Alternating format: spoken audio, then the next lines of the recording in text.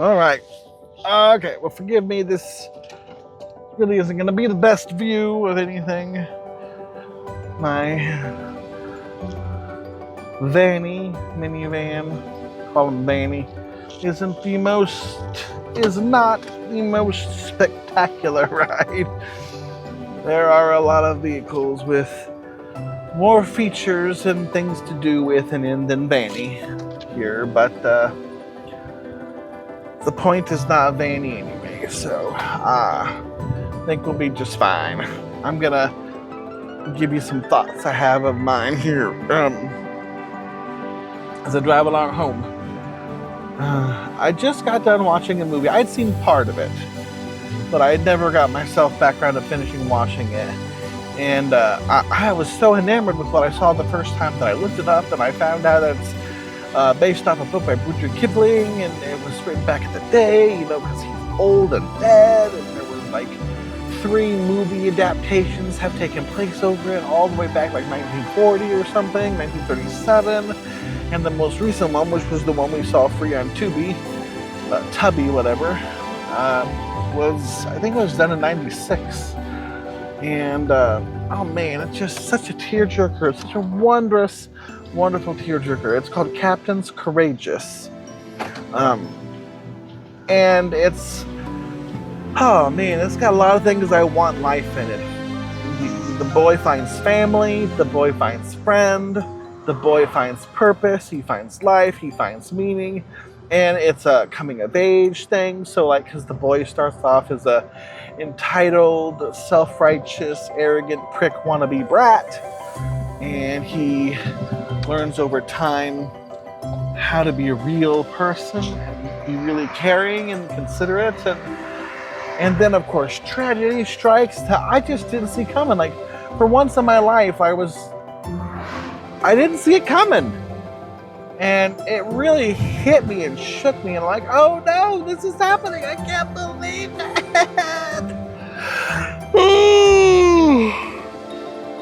Anyway, the thing that I thought about, that this movie kind of, I don't know if you can say taught me, or maybe more like showed me, is that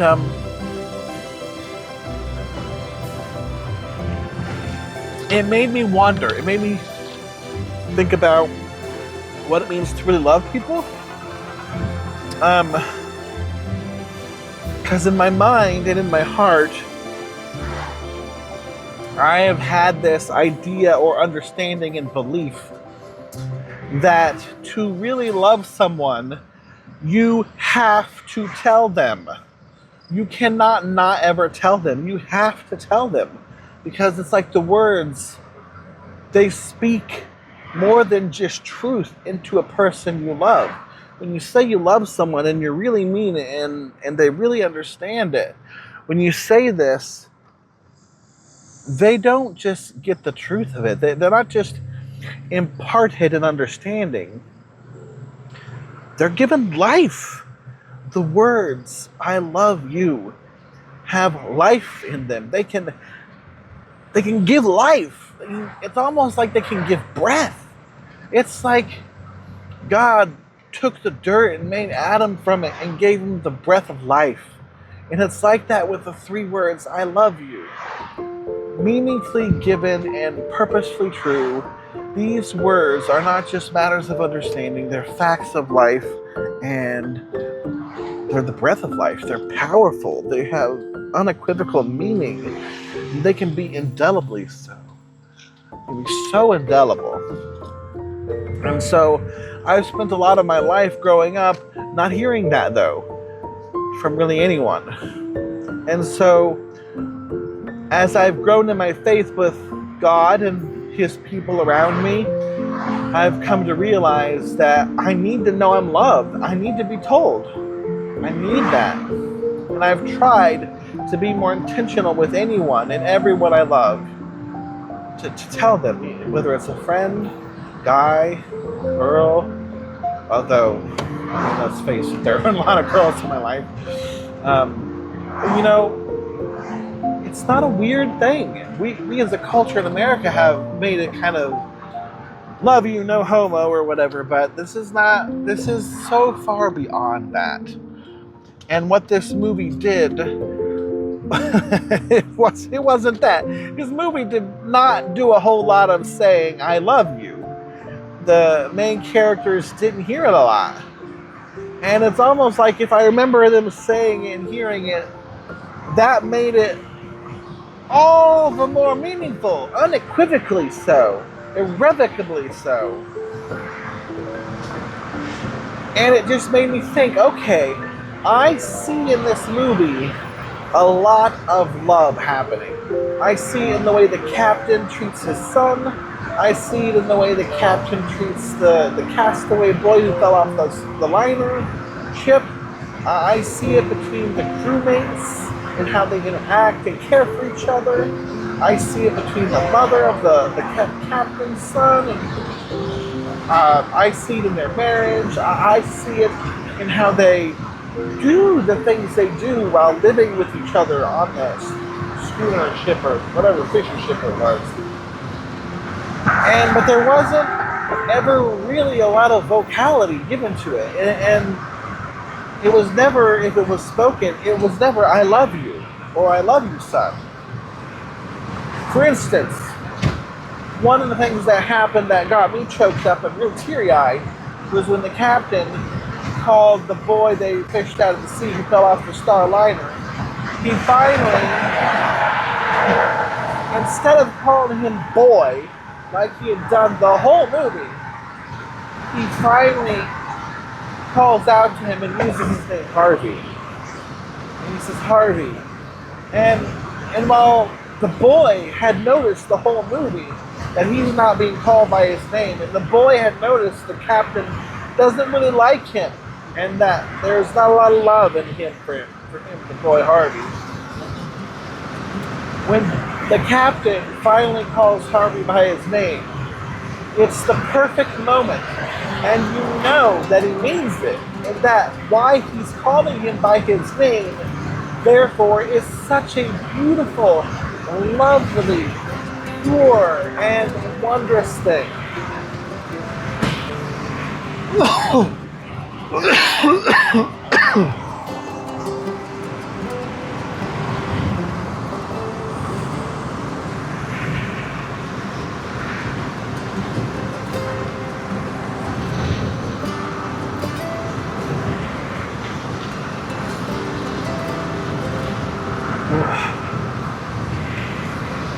And the movie seemed to be full.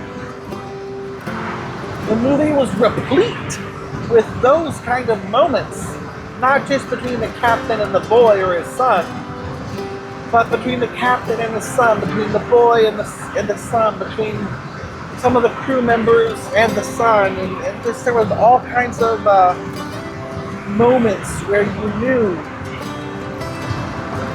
care and love were not just being said, but they were being like offered and given tangibly, physically. There's one scene where the boy was, in his spoiled nature, was saying, "Can you just see things my way? Can I just give me another ship, any ship? I want off here. I don't want to be here. Just let me off on the next ship, please." And then a ship, of course, just happens along, but it's a ship by these kind of marauder, pirate almost like crew, and they're very debaucheristic, and they are about the drink, and they just want to have a good time, and they're saying, can you spare a lad? Can you spare the boy? One of my crew members just died, and we got him buried in the ship, and we just need one person. And the captain kind of, I think begrudgingly says, "There you go, boy. You got your wish. There's a ship. You want on it? You just say the word." But the boy could see and sense. He's like, "No." And they didn't force him on the ship. They kept him. And so in that moment, it's like there's a lot of emotional things happening, but tangibly happening too. The boy is aware he hates captain to some degree and doesn't like that he's disliked. And the captain realizes he's not exactly, endeared by the boy either. And yet he knows, he senses some goodness, something of the right mind in the boy still. And instead of just thrusting him off the ship and saying, good riddance, he decides to keep him, even though he still gives the boy the opportunity to leave. I think he knows he won't, And so there was no I love you in that. But that act of keeping the boy, Harvey, was a very endearing, sacrificial act. Not sacrificial in the sense that the guy's gonna hate his life now, but sacrificial in the sense that he's got another mouth to feed again. Sacrificial in the sense that he's gonna have to put up with this boy's attitude more.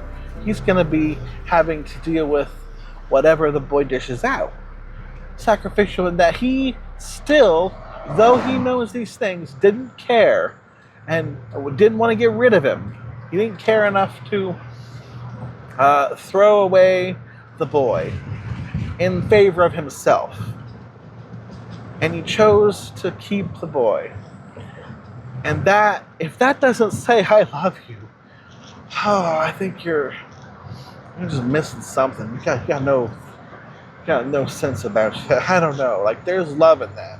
It's kind of like me and my father, My father gave me a house to live in. He gave me a normalcy, a pattern of living. I had a room, I had a bed, I had a place, a room that was my own, I had a bike and a driver's license and the means to get where I needed to go. I was never told that I couldn't just drive where I needed to go, so on and so forth. And I was given a lot of grace when I wasn't very nice and I was very mean. And he kept me, when I was, how do I say it? When my so-called friend didn't be a friend to me, he went over and he made sure that friend was never to come around again. I never saw him again after what he did to me. And I didn't know that he had fought to make that happen. I didn't ever really see or know what my father had to go through to win me out of the foster care system and to get custody of me. You know how unusual it is for a man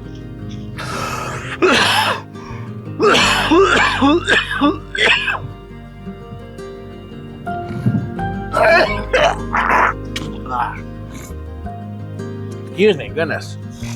You know how unusual it is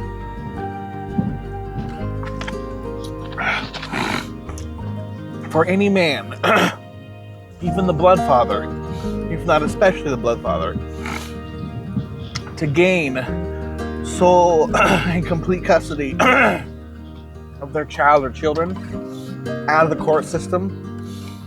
The records don't have a high success rate for them. It never favors them.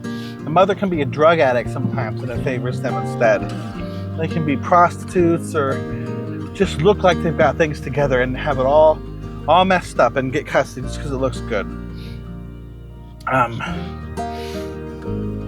But my dad, he still was able to do the things he needed to do to win me out of foster care, out of the system I was held by. And I never, ever heard him really say much ever, I love you, son. And I had to look back and see that even though he didn't say I love you, that surely did not mean he didn't. Surely he loved me. And that's why I've always thought I needed to hear it, Because maybe if he would have told me, I would have believed it. Maybe if he would have talked to me about it, I would have seen it and believed it. but he never did. And it took so many years for me to really understand and know his passion for me. And so this movie, Captain's Courageous, well, it made me wonder, do we really have to say it? Do I really have to tell the ones I love them? Because sometimes I believe actions do speak louder than words. But perhaps it's a both and thing too, you know? And with the balance, different strokes for different folks. Anyway, I am home now and I need to get going. So I hope that this has been enlightening and enjoyable for you guys. I'm going to let you go. Bye-bye.